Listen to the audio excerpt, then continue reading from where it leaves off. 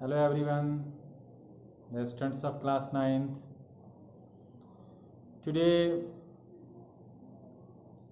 we are here in our 34th lecture, and in this lecture we will study the remaining part of the chapter Eswaran the storyteller. हम लोग Eswaran the storyteller का जो बचा हुआ part है उसको हम लोग पढ़ेंगे आज, जिसको R.K. लक्ष्मण ने लिखा है इस स्टोरी को। इसमें हम लोगों ने देखा था कि महेंद्रा एक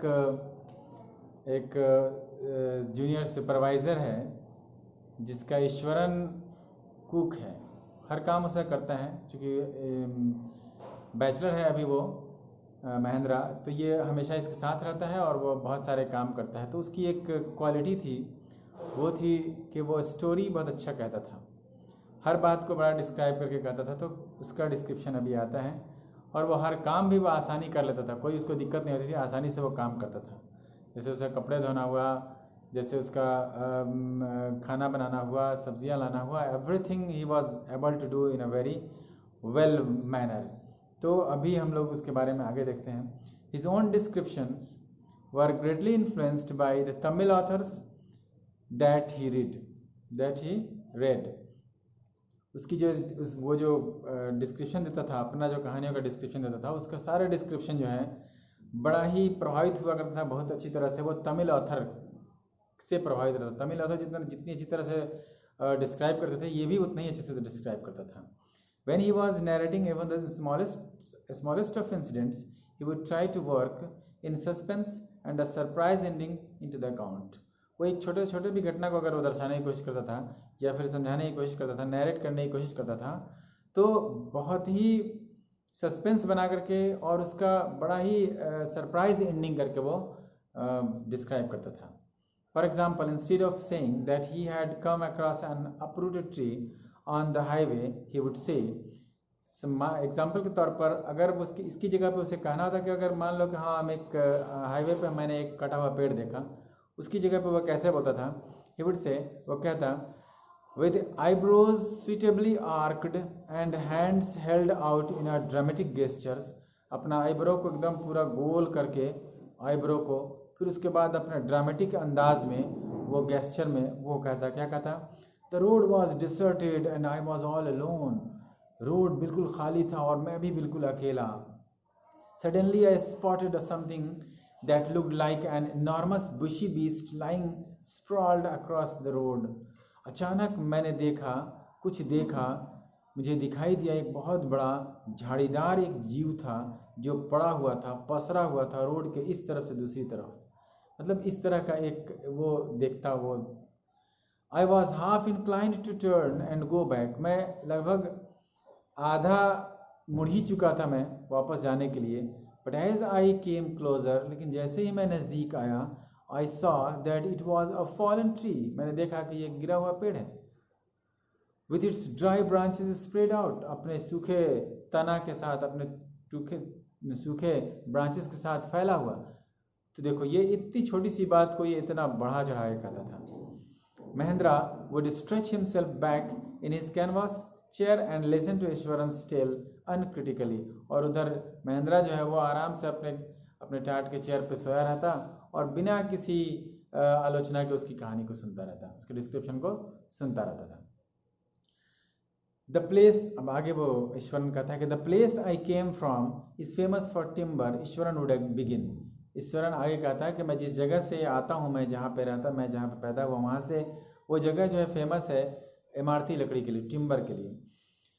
there is a richly wooded forest all around, वहाँ पे एक बहुत ही समृद्ध जो है लकड़ी का जंगल है चारों तरफ। The logs are hauled on to the lorries by elephants, और जो लकड़ी का जो लट्ठा होता है उसको लादा जाता है लॉरीज पे, बड़े बड़े ट्रक्स पे, हाथियों के द्वारा।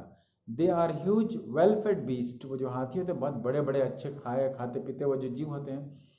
When they turn wild, even the most experienced mahavat is not able to control them. जब वो पागल हो जाता है तो उसको बड़े से बड़ा तजर्बाकार भी जो महावत होते हैं, महावत उसे कहते हैं जो हाथी चलाता है, वो भी उसे कंट्रोल नहीं कर पाता था। After this prologue Iswaran would launch into an elaborate anecdote involving an elephant। और ये जब ये बात बोल देता, ये जो भूमिका बांध देता ईश्वरन जब, तब उसके बाद वो अपना एक बड़ा ही एलेबोरेट एनेक्डोट मतलब लघु कथा, एक छोटी कहानी वो अपना डालता था, अपना लॉन्च करता था उसको, जो हाथी से जो है ना संबंधित होता था या उससे रिलेटेड होता था, और वो कहानी कहना शुरू करता था।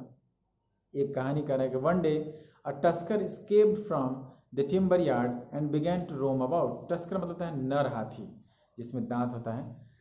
वो कहता है कि एक दिन एक नर हाथी भाग आया उस लकड़ी का, जो इमारती लकड़ी का जो एरिया था, आंगन था, उससे, और यहाँ वहाँ घूमना शुरू कर दिया। स्टैम्पिंग ऑन बुशेस, वो रौंदने लगा बुशेस को, झाड़ियों को। टीयरिंग अप वाइल्ड क्रीपर्स, और फाड़ने तोड़ने लगा वो जो जंगली जो क्रीपर्स थे, रेंग करके फैलने वाले जो पौधे थे उसको। And breaking branches at will, और अपने मन मर्जी से, अपने विल से वो तोड़ने लगा टहनियों को, डालों को, पेड़ों के। यू नो सर, आप जानते हैं sir, how an elephant behaves when it goes mad. एक हाथी कैसे बर्ताव करता है जब वो पागल हो जाता है, तो कैसे बर्ताव करता है, क्या आप जानते हैं? ये ईश्वरन पूछता है महेंद्रा से। Eswaran would get so caught up in the excitement of his own story that he would get up from the floor and jump about. Eswaran अपनी ही कहानी में इतना मगन हो जाता था, इतना ज़्यादा एक्साइटमेंट उसको आ जाता था कि एक्साइटमेंट में वो स्टोरी कहते कहते खड़ा हो जाता, फ्लोर पे जंप करने लगता था कभी कभी यहाँ वहाँ।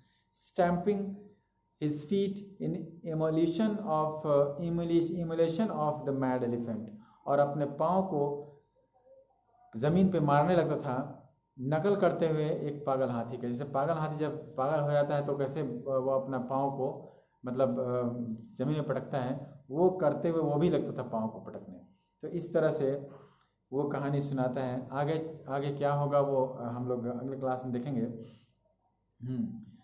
जैसे कि आप लोग देख रहे हैं कि हम लोग लिटरेचर पढ़ रहे हैं, तो आप जो है ना ग्रामर पढ़ने की भी कोशिश करेंगे। सर दूसरे सर जो क्लास ले रहे हैं उसमें आप प्रैक्टिस करने की कोशिश करें, और जब स्कूल चलेगा तो जो बाकी होगा वो हम लोग कोशिश करेंगे उसको पूरा करने की, और अगर और जो भी चीज़ ज़रूरत होगी वो हम लोग करने की कोशिश करेंगे। So that's all for today, have a nice day.